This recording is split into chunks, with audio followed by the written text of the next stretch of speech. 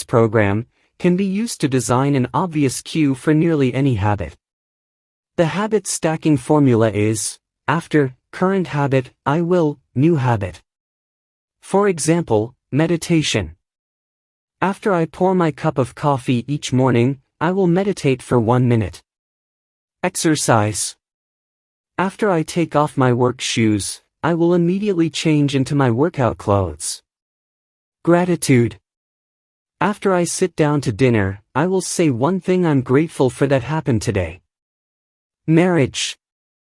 After I get into bed at night, I will give my partner a kiss. Safety.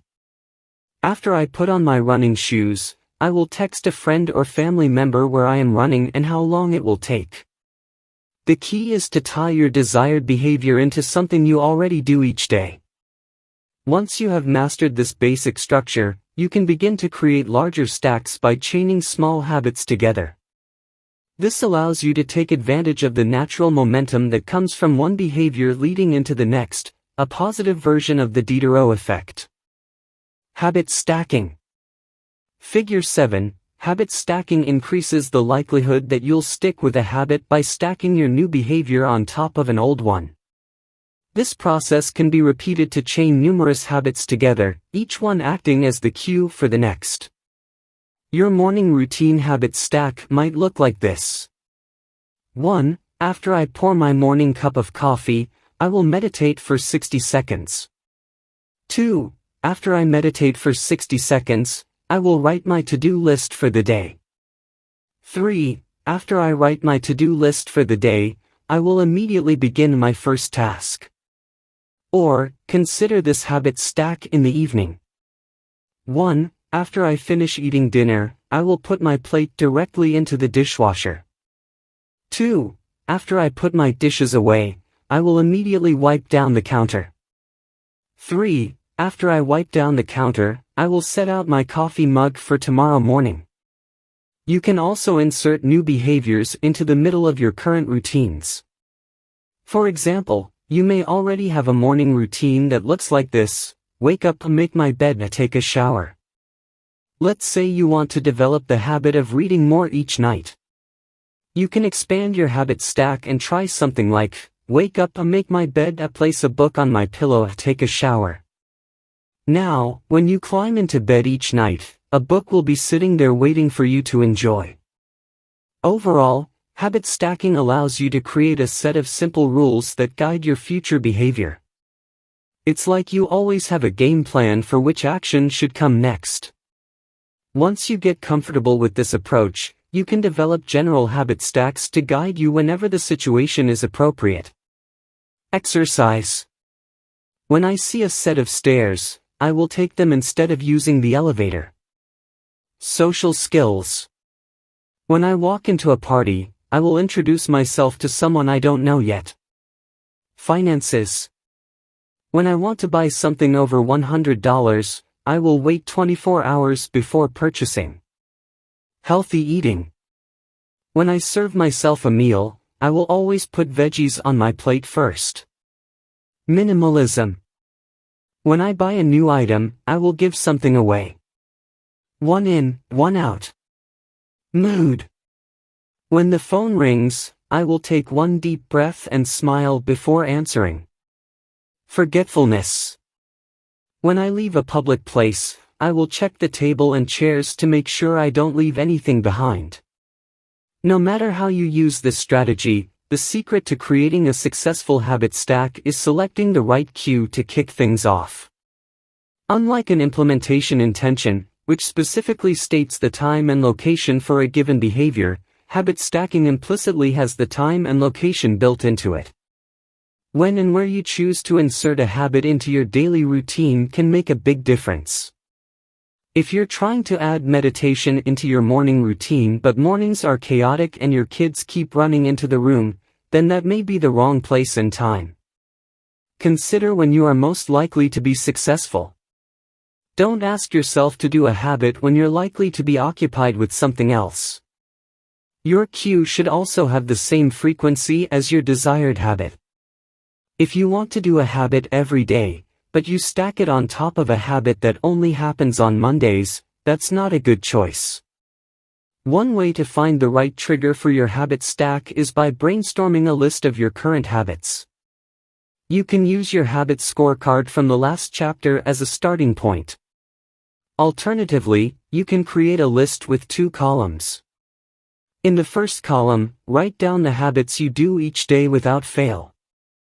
For example, get out of bed, take a shower, brush your teeth, get dressed, brew a cup of coffee, eat breakfast, take the kids to school, start the workday, eat lunch, end the workday, change out of work clothes, sit down for dinner, turn off the lights, get into bed.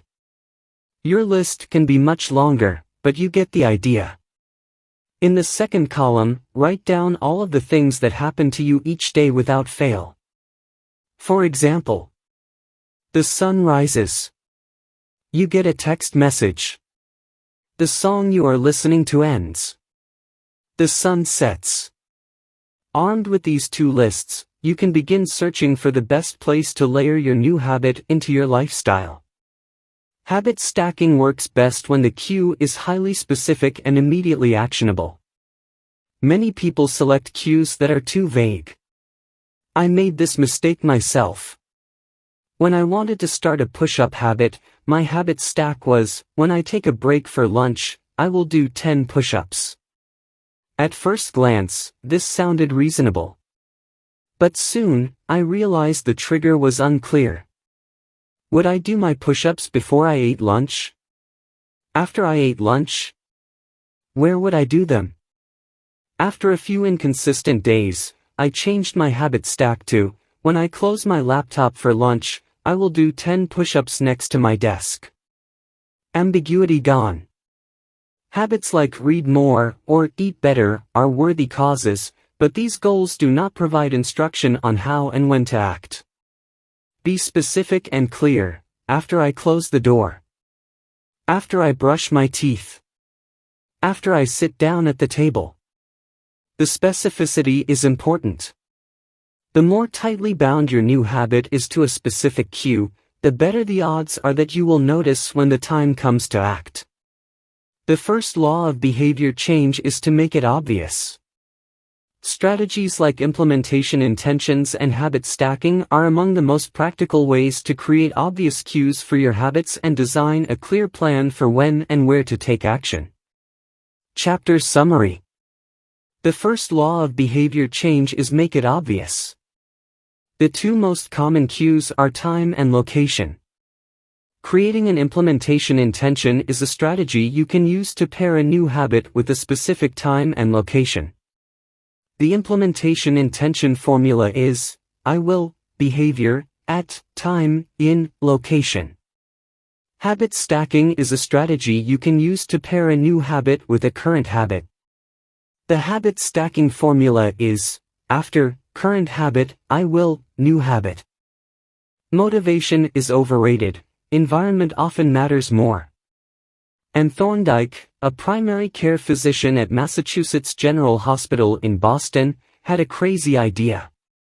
She believed she could improve the eating habits of thousands of hospital staff and visitors without changing their willpower or motivation in the slightest way. In fact, she didn't plan on talking to them at all. Thorndike and her colleagues designed a 6-month study to alter the choice architecture of the hospital cafeteria.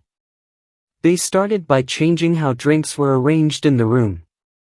Originally, the refrigerators located next to the cash registers in the cafeteria were filled with only soda. The researchers added water as an option to each one. Additionally, they placed baskets of bottled water next to the food stations throughout the room. Soda was still in the primary refrigerators, but water was now available at all drink locations.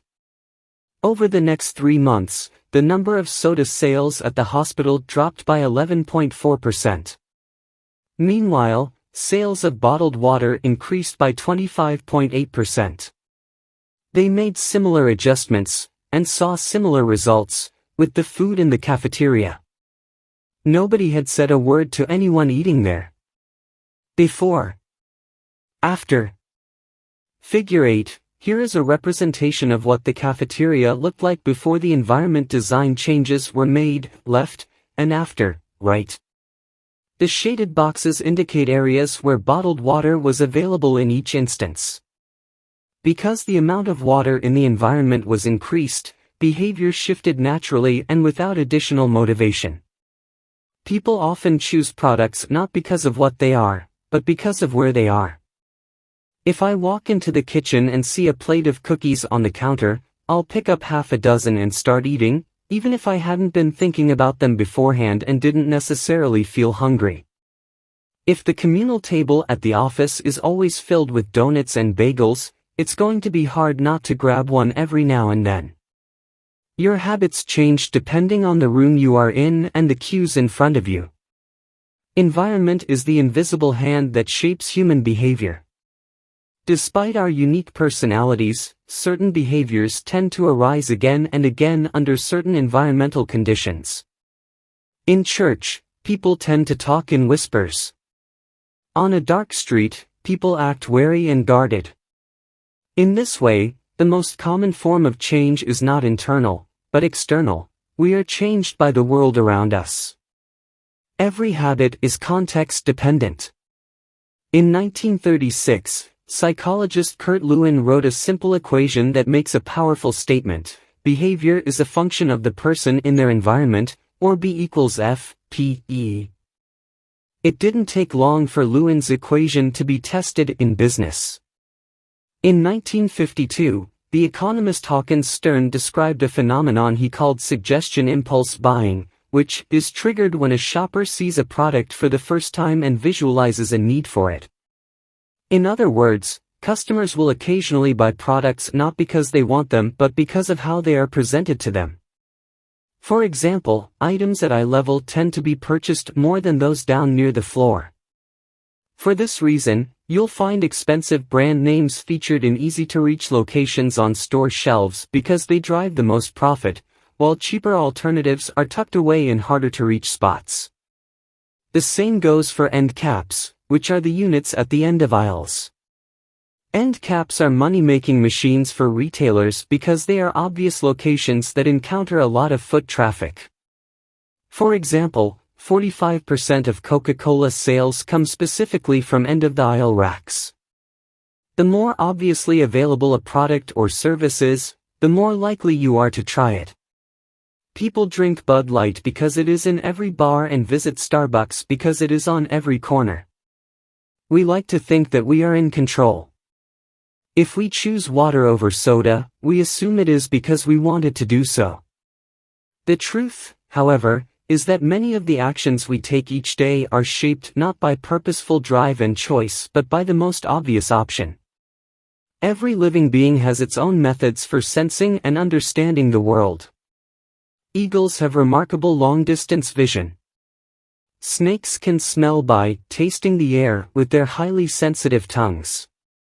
Sharks can detect small amounts of electricity and vibrations in the water caused by nearby fish. Even bacteria have chemoreceptors, tiny sensory cells that allow them to detect toxic chemicals in their environment. In humans, perception is directed by the sensory nervous system. We perceive the world through sight, sound, smell, touch, and taste. But we also have other ways of sensing stimuli. Some are conscious, but many are non-conscious. For instance, you can notice when the temperature drops before a storm, or when the pain in your gut rises during a stomachache, or when you fall off balance while walking on rocky ground. Receptors in your body pick up on a wide range of internal stimuli, such as the amount of salt in your blood or the need to drink when thirsty. The most powerful of all human sensory abilities, however, is vision. The human body has about 11 million sensory receptors. Approximately 10 million of those are dedicated to sight. Some experts estimate that half of the brain's resources are used on vision. Given that we are more dependent on vision than on any other sense, it should come as no surprise that visual cues are the greatest catalyst of our behavior. For this reason, a small change in what you see can lead to a big shift in what you do. As a result, you can imagine how important it is to live and work in environments that are filled with productive cues and devoid of unproductive ones. Thankfully, there is good news in this respect. You don't have to be the victim of your environment. You can also be the architect of it. How to design your environment for success. During the energy crisis and oil embargo of the 1970s, Dutch researchers began to pay close attention to the country's energy usage. In one suburb near Amsterdam, they found that some homeowners used 30% less energy than their neighbors, despite the homes being of similar size and getting electricity for the same price. It turned out the houses in this neighborhood were nearly identical except for one feature: the location of the electrical meter. Some had one in the basement. Others had the electrical meter upstairs in the main hallway. As you may guess, the homes with the meters located in the main hallway used less electricity. When their energy use was obvious and easy to track, people changed their behavior. Every habit is initiated by a cue, and we are more likely to notice cues that stand out. Unfortunately, the environments where we live and work often make it easy not to do certain actions because there is no obvious cue to trigger the behavior. It's easy not to practice the guitar when it's tucked away in the closet. It's easy not to read a book when the bookshelf is in the corner of the guest room. It's easy not to take your vitamins when they are out of sight in the pantry. When the cues that spark a habit are subtle or hidden, they are easy to ignore. By comparison, creating obvious visual cues can draw your attention toward a desired habit. In the early 1990s, the cleaning staff at Schiphol Airport in Amsterdam installed a small sticker that looked like a fly near the center of each urinal.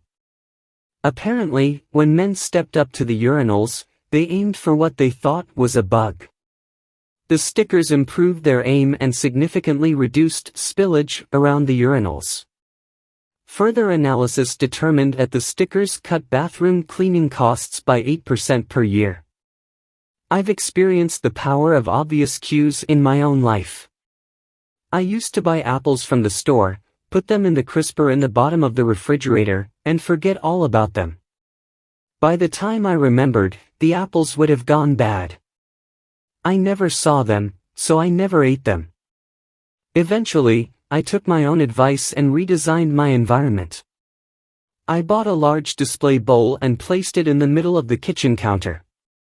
The next time I bought apples, that was where they went, out in the open where I could see them. Almost like magic, I began eating a few apples each day simply because they were obvious rather than out of sight.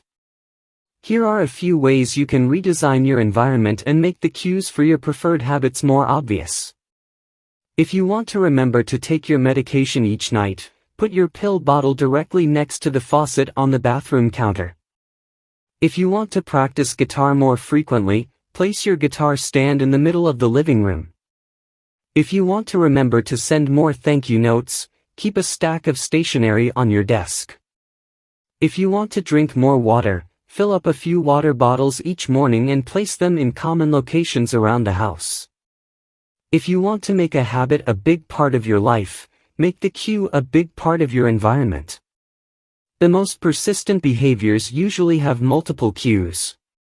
Consider how many different ways a smoker could be prompted to pull out a cigarette, driving in the car, seeing a friend smoke, feeling stressed at work, and so on.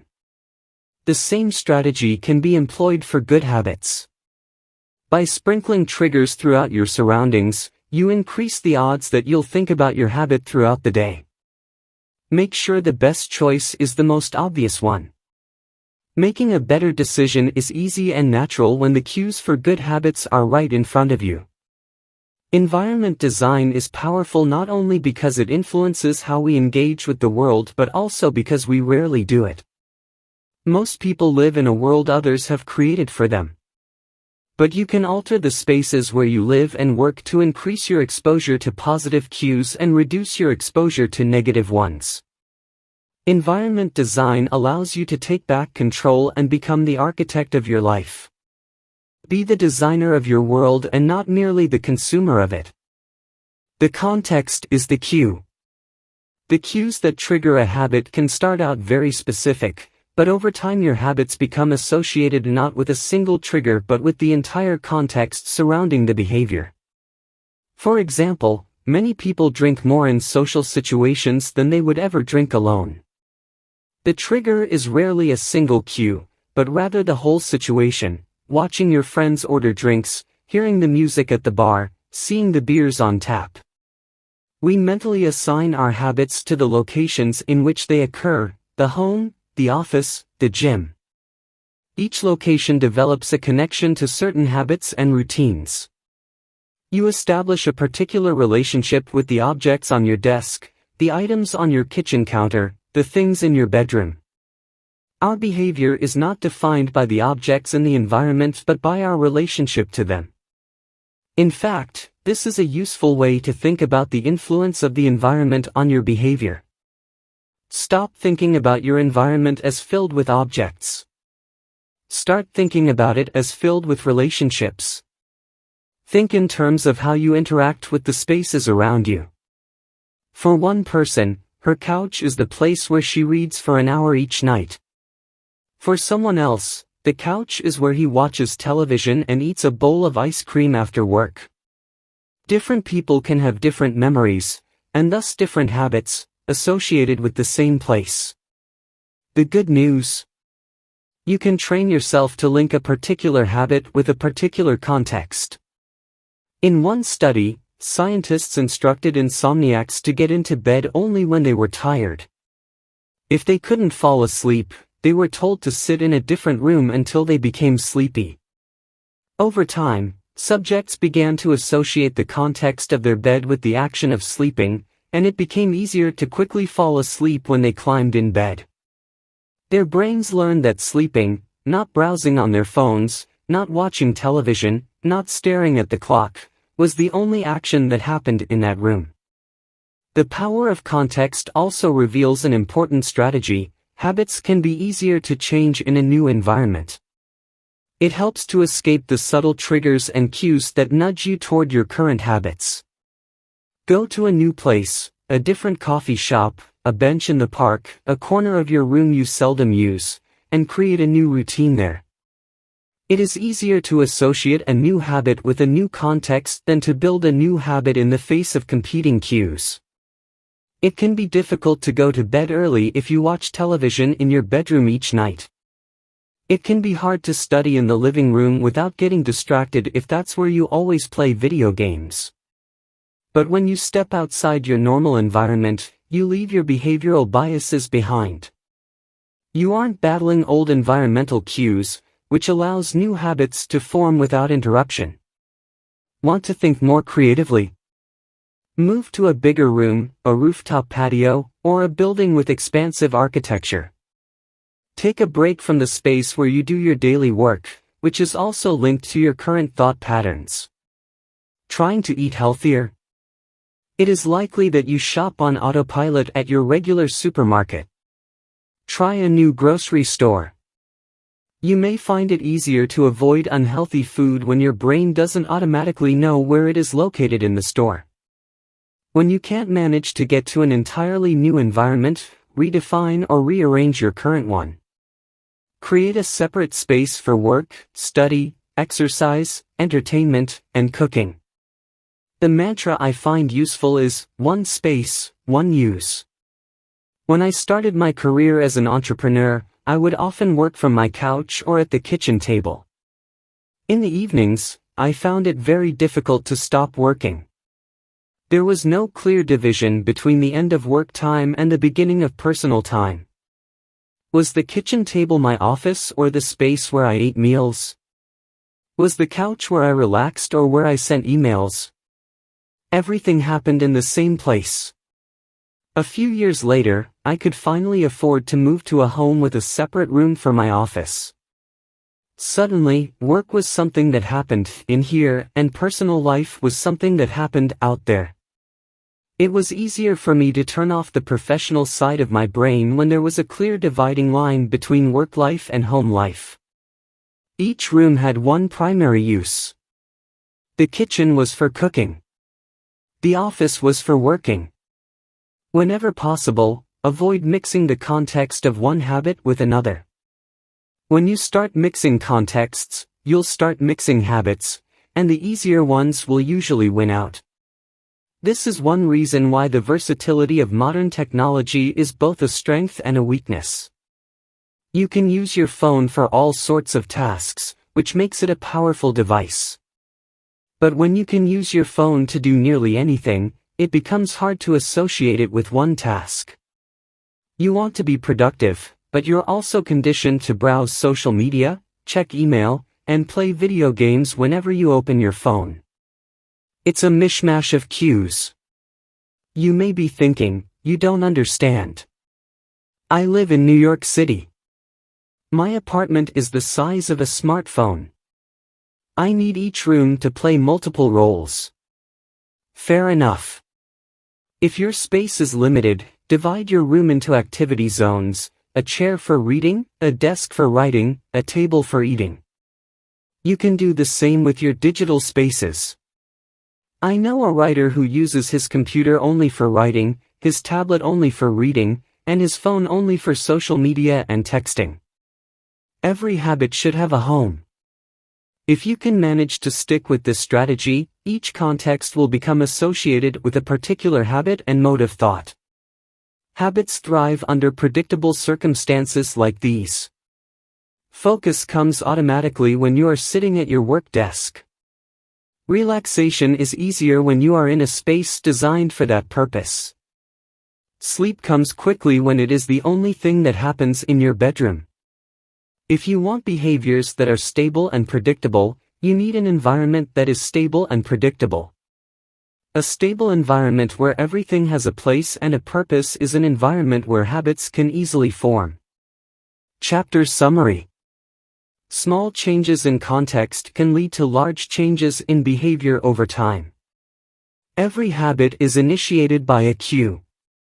We are more likely to notice cues that stand out. Make the cues of good habits obvious in your environment. Gradually, your habits become associated not with a single trigger but with the entire context surrounding the behavior. The context becomes the cue. It is easier to build new habits in a new environment because you are not fighting against old cues. The secret to self-control.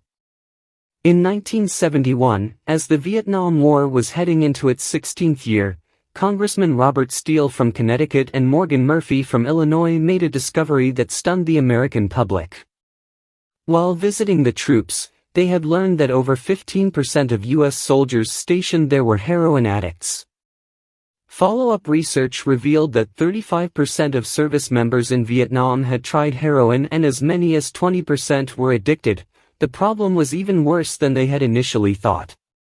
The discovery led to a flurry of activity in Washington, including the creation of the Special Action Office of Drug Abuse Prevention under President Nixon to promote prevention and rehabilitation and to track addicted service members when they returned home.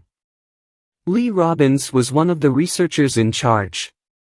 In a finding that completely upended the accepted beliefs about addiction, Robbins found that when soldiers who had been heroin users returned home, only 5% of them became re-addicted within a year, and just 12% relapsed within 3 years. In other words, approximately 9 out of 10 soldiers who used heroin in Vietnam eliminated their addiction nearly overnight.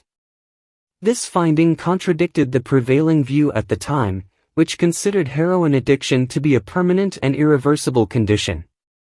Instead, Robbins revealed that addictions could spontaneously dissolve if there was a radical change in the environment. In Vietnam, soldiers spent all day surrounded by cues triggering heroin use. It was easy to access, they were engulfed by the constant stress of war, they built friendships with fellow soldiers who were also heroin users, and they were thousands of miles from home. Once a soldier returned to the United States, though, he found himself in an environment devoid of those triggers.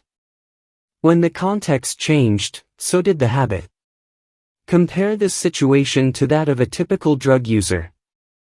Someone becomes addicted at home or with friends, goes to a clinic to get clean, which is devoid of all the environmental stimuli that prompt their habit, then returns to their old neighborhood with all of their previous cues that caused them to get addicted in the first place. It's no wonder that usually you see numbers that are the exact opposite of those in the Vietnam study. Typically, 90% of heroin users become re-addicted once they return home from rehab. The Vietnam studies ran counter to many of our cultural beliefs about bad habits because it challenged the conventional association of unhealthy behavior as a moral weakness. If you're overweight, a smoker, or an addict, you've been told your entire life that it is because you lack self-control, maybe even that you're a bad person. The idea that a little bit of discipline would solve all our problems is deeply embedded in our culture. Recent research, however, shows something different. When scientists analyze people who appear to have tremendous self-control, it turns out those individuals aren't all that different from those who are struggling. Instead, disciplined people are better at structuring their lives in a way that does not require heroic willpower and self-control. In other words, they spend less time in tempting situations.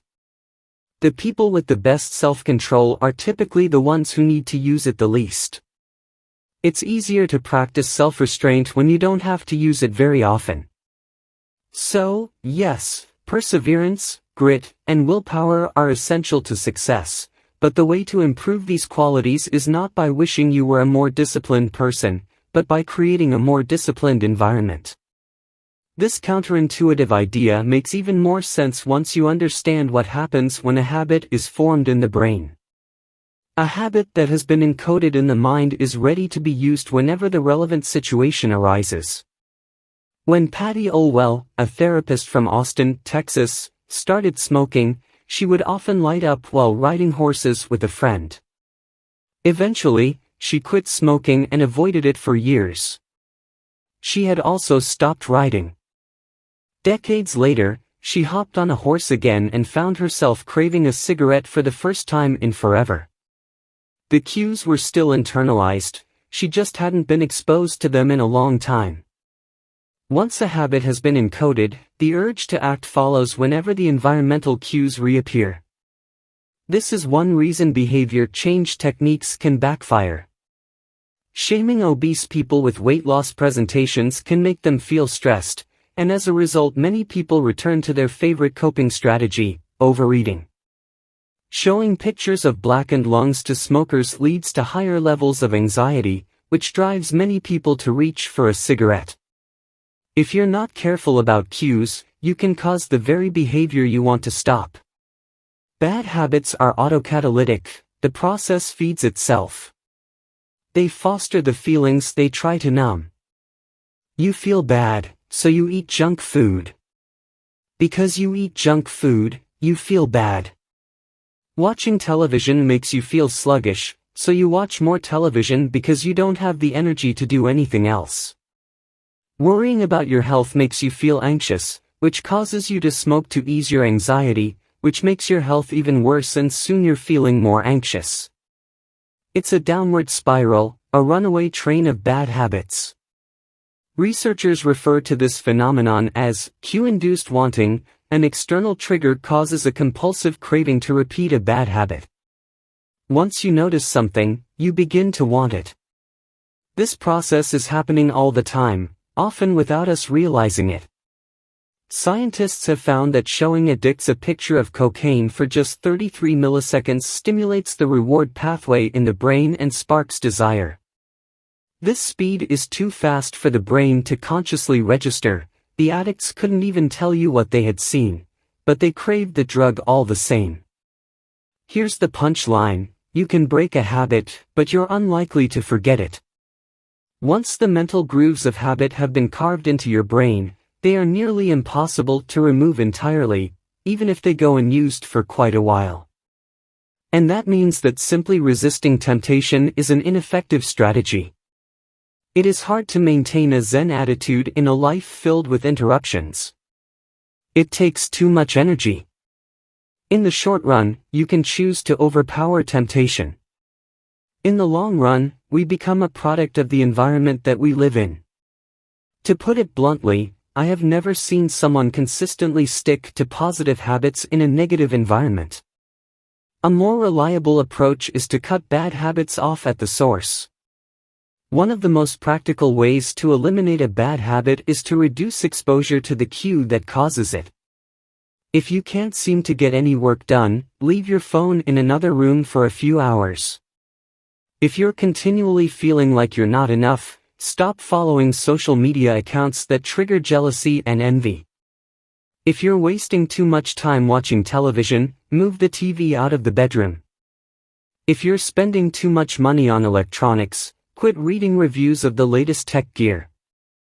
If you're playing too many video games, unplug the console and put it in a closet after each use. This practice is an inversion of the first law of behavior change. Rather than make it obvious, you can make it invisible. I'm often surprised by how effective simple changes like these can be. Remove a single cue and the entire habit often fades away. Self-control is a short-term strategy, not a long-term one. You may be able to resist temptation once or twice, but it's unlikely you can muster the willpower to override your desires every time. Instead of summoning a new dose of willpower whenever you want to do the right thing, your energy would be better spent optimizing your environment. This is the secret to self-control. Make the cues of your good habits obvious and the cues of your bad habits invisible. Chapter Summary.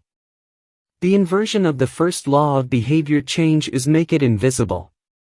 Once a habit is formed, it is unlikely to be forgotten. People with high self-control tend to spend less time in tempting situations. It's easier to avoid temptation than resist it. One of the most practical ways to eliminate a bad habit is to reduce exposure to the cue that causes it. Self-control is a short-term strategy, not a long-term one. How to create a good habit. The first law, make it obvious. 1.1. Fill out the habit scorecard. Write down your current habits to become aware of them.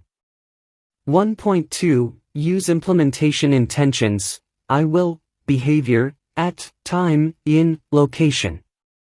1.3. Use habit stacking, after, current habit, I will, new habit. 1.4. Design your environment. Make the cues of good habits obvious and visible. The second law, make it attractive. The third law, make it easy. The fourth law, make it satisfying. How to break a bad habit. Inversion of the first law, make it invisible. 1.5. Reduce exposure. Remove the cues of your bad habits from your environment. Inversion of the second law, make it unattractive. Inversion of the third law, make it difficult. Inversion of the fourth law, make it unsatisfying. You can download a printable version of this habits cheat sheet at atomichabits.com/cheat sheet. The second law. Make it attractive. How to make a habit irresistible. In the 1940s, a Dutch scientist named Nico Tinbergen performed a series of experiments that transformed our understanding of what motivates us. Tinbergen, who eventually won a Nobel Prize for his work, was investigating herring gulls, the gray and white birds often seen flying along the seashores of North America. Adult herring gulls have a small red dot on their beak, and Tinbergen noticed that newly hatched chicks would peck this spot whenever they wanted food. To begin one experiment, he created a collection of fake cardboard beaks, just a head without a body. When the parents had flown away, he went over to the nest and offered these dummy beaks to the chicks. The beaks were obvious fakes, and he assumed the baby birds would reject them altogether. However, when the tiny gulls saw the red spot on the cardboard beak, they pecked away just as if it were attached to their own mother. They had a clear preference for those red spots, as if they had been genetically programmed at birth. Soon Tinbergen discovered that the bigger the red spot, the faster the chicks pecked. Eventually, he created a beak with 3 large red dots on it. When he placed it over the nest, the baby birds went crazy with delight. They pecked at the little red patches as if it was the greatest beak they had ever seen. Tinbergen and his colleagues discovered similar behavior in other animals. For example, the greylag goose is a ground-nesting bird. Occasionally, as the mother moves around on the nest, one of the eggs will roll out and settle on the grass nearby.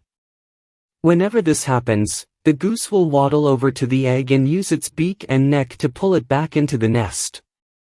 Tinbergen discovered that the goose will pull any nearby round object, such as a billiard ball or a light bulb, back into the nest.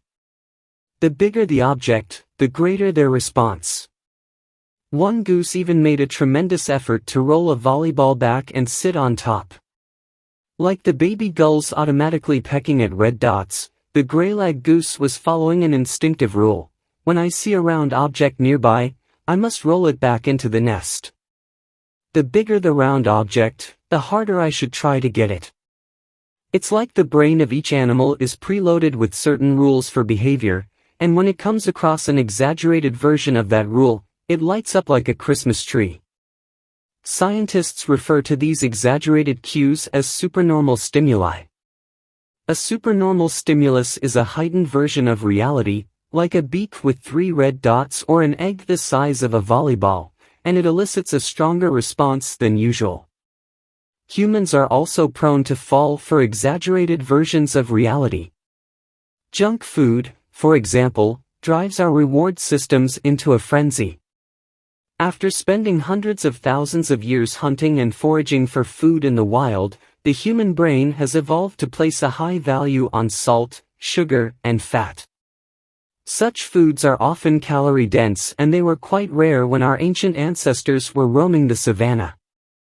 When you don't know where your next meal is coming from, eating as much as possible is an excellent strategy for survival. Today, however, we live in a calorie-rich environment. Food is abundant, but your brain continues to crave it like it is scarce. Placing a high value on salt, sugar, and fat is no longer advantageous to our health, but the craving persists because the brain's reward centers have not changed for approximately 50,000 years. The modern food industry relies on stretching our Paleolithic instincts beyond their evolutionary purpose. A primary goal of food science is to create products that are more attractive to consumers. Nearly every food in a bag, box, or jar has been enhanced in some way, if only with additional flavoring.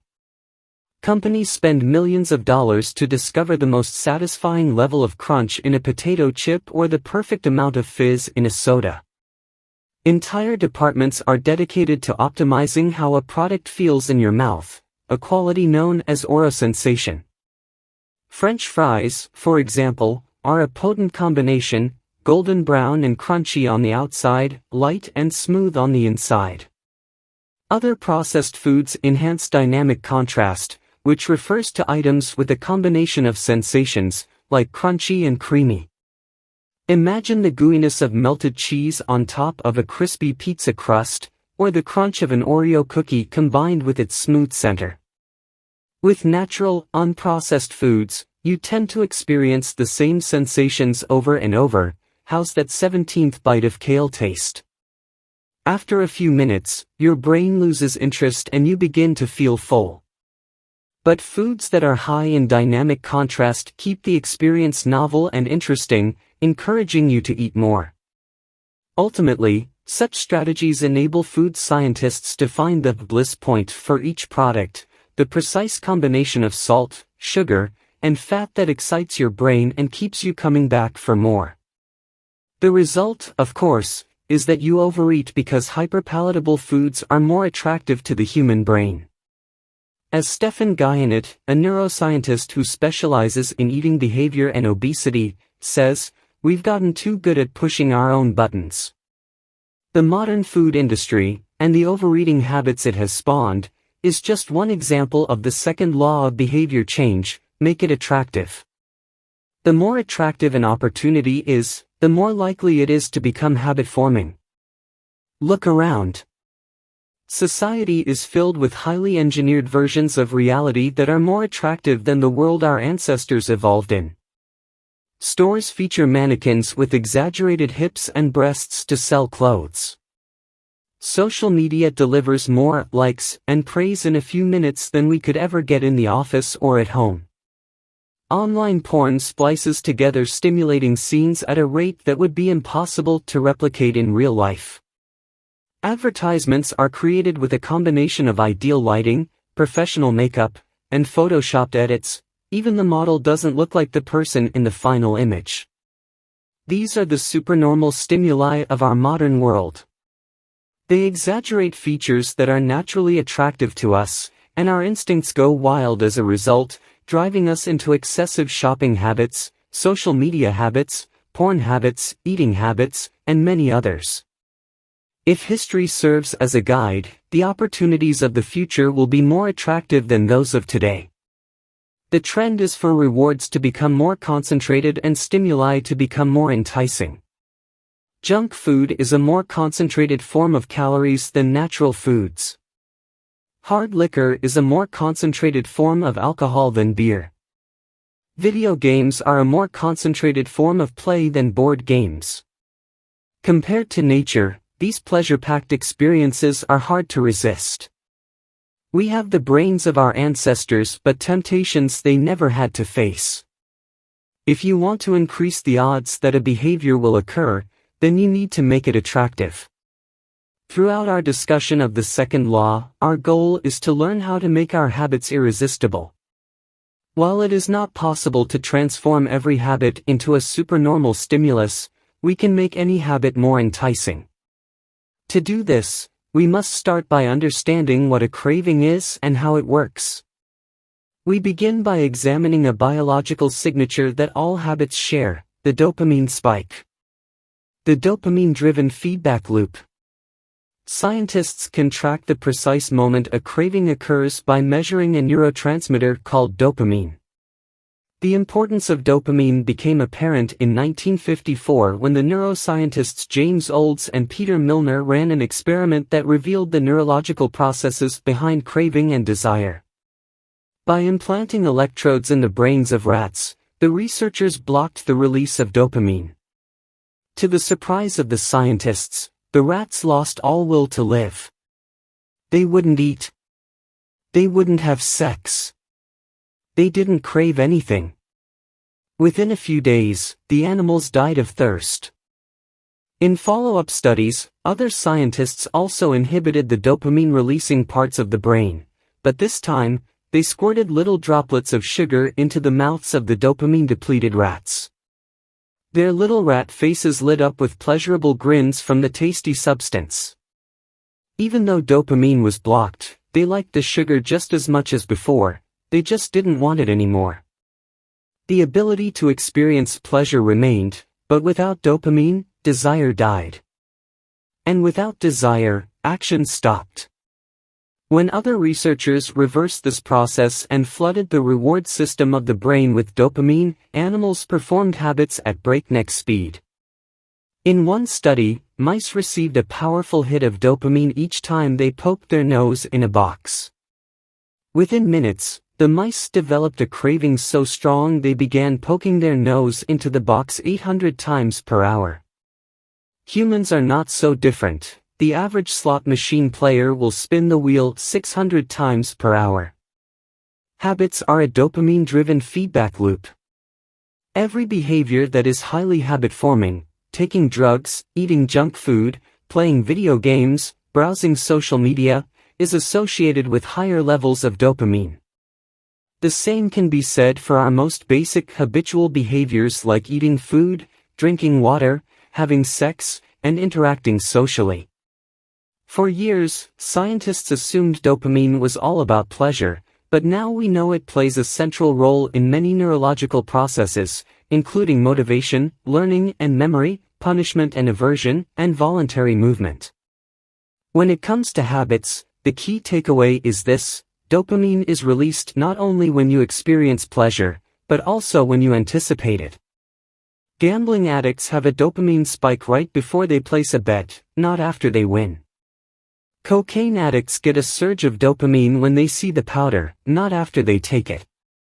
Whenever you predict that an opportunity will be rewarding, your levels of dopamine spike in anticipation.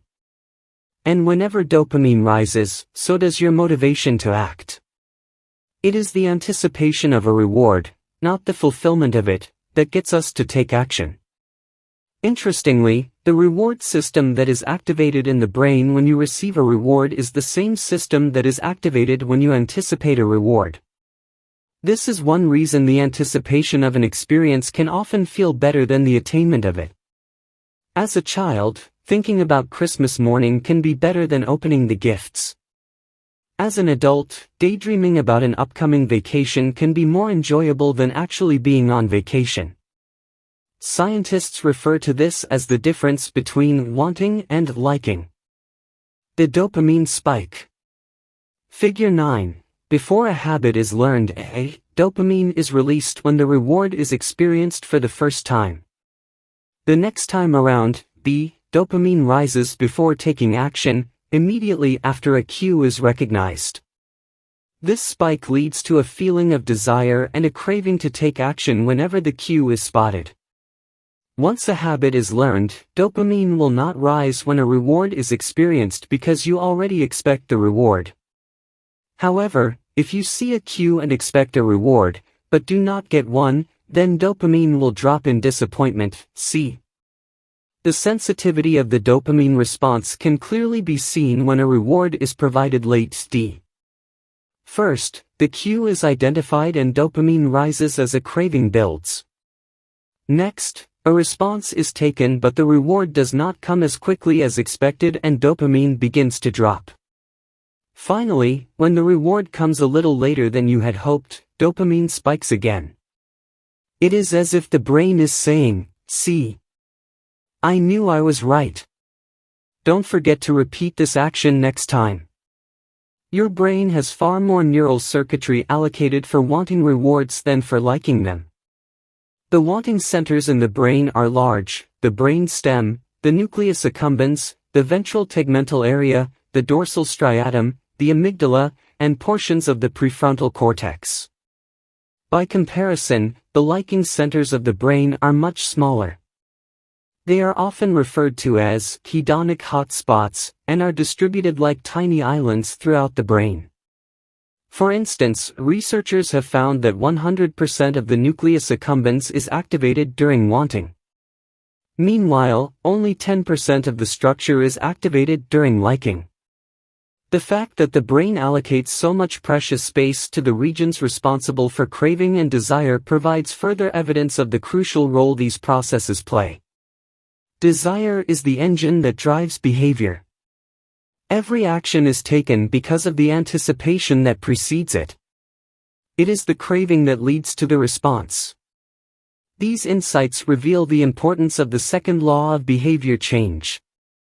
We need to make our habits attractive because it is the expectation of a rewarding experience that motivates us to act in the first place. This is where a strategy known as temptation bundling comes into play. How to use temptation bundling to make your habits more attractive. Ronan Byrne, an electrical engineering student in Dublin, Ireland, enjoyed watching Netflix, but he also knew that he should exercise more often than he did. Putting his engineering skills to use, Byrne hacked his stationary bike and connected it to his laptop and television. Then he wrote a computer program that would allow Netflix to run only if he was cycling at a certain speed. If he slowed down for too long, whatever show he was watching would pause until he started pedaling again. He was, in the words of one fan, eliminating obesity one Netflix binge at a time. He was also employing temptation bundling to make his exercise habit more attractive. Temptation bundling works by linking an action you want to do with an action you need to do. In Byrne's case, he bundled watching Netflix, the thing he wanted to do, with riding his stationary bike, the thing he needed to do. Businesses are masters at temptation bundling. For instance, When the American Broadcasting Company, more commonly known as ABC, launched its Thursday night television lineup for the 2014-2015 season, they promoted temptation bundling on a massive scale. Every Thursday, the company would air 3 shows created by screenwriter Shonda Rhimes: Grey's Anatomy, Scandal, and How to Get Away with Murder. They branded it as TGIT on ABC. TGIT stands for Thank God It's Thursday. In addition to promoting the shows, ABC encouraged viewers to make popcorn, drink red wine, and enjoy the evening. Andrew Kubitz, head of scheduling for ABC, described the idea behind the campaign: "We see Thursday night as a viewership opportunity, with either couples or women by themselves who want to sit down and escape and have fun and drink their red wine and have some popcorn." The brilliance of this strategy is that ABC was associating the thing they needed viewers to do, watch their shows, with activities their viewers already wanted to do: relax, drink wine, and eat popcorn. Over time, people began to connect watching ABC with feeling relaxed and entertained. If you drink red wine and eat popcorn at 8 p.m. every Thursday, then eventually 8 p.m. on Thursday means relaxation and entertainment. The reward gets associated with the cue, and the habit of turning on the television becomes more attractive. You're more likely to find a behavior attractive if you get to do one of your favorite things at the same time. Perhaps you want to hear about the latest celebrity gossip, but you need to get in shape. Using temptation bundling, you could only read the tabloids and watch reality shows at the gym. Maybe you want to get a pedicure, but you need to clean out your email inbox. Solution: only get a pedicure while processing overdue work emails. Temptation bundling is one way to apply a psychology theory known as Premack's principle. Named after the work of Professor David Premack, the principle states that more probable behaviors will reinforce less probable behaviors. In other words, even if you don't really want to process overdue work emails, you'll become conditioned to do it if it means you get to do something you really want to do along the way. You can even combine temptation bundling with the habit stacking strategy we discussed in Chapter 5 to create a set of rules to guide your behavior. The habit stacking plus temptation bundling formula is: 1. After, current habit, I will, habit I need. 2. After, habit I need, I will, habit I want. If you want to read the news, but you need to express more gratitude. 1. After I get my morning coffee, I will say one thing I'm grateful for that happened yesterday, need. 2. After I say one thing I'm grateful for, I will read the news, want. If you want to watch sports, but you need to make sales calls. 1. After I get back from my lunch break, I will call 3 potential clients, need. 2. After I call 3 potential clients, I will check ESPN, want. If you want to check Facebook, but you need to exercise more. 1. After I pull out my phone, I will do 10 burpees, need. 2. After I do 10 burpees, I will check Facebook, want. The hope is that eventually you'll look forward to calling 3 clients or doing 10 burpees because it means you get to read the latest sports news or check Facebook. Doing the thing you need to do means you get to do the thing you want to do. We began this chapter by discussing supernormal stimuli, which are heightened versions of reality that increase our desire to take action. Temptation bundling is one way to create a heightened version of any habit by connecting it with something you already want. Engineering a truly irresistible habit is a hard task, but this simple strategy can be employed to make nearly any habit more attractive than it would be otherwise. Chapter Summary. The second law of behavior change is make it attractive. The more attractive an opportunity is, the more likely it is to become habit-forming. Habits are a dopamine-driven feedback loop. When dopamine rises, so does our motivation to act. It is the anticipation of a reward, not the fulfillment of it, that gets us to take action. The greater the anticipation, the greater the dopamine spike. Temptation bundling is one way to make your habits more attractive. The strategy is to pair an action you want to do with an action you need to do.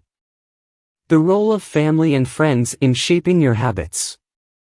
In 1965, a Hungarian man named Laszlo Polgár wrote a series of strange letters to a woman named Clara.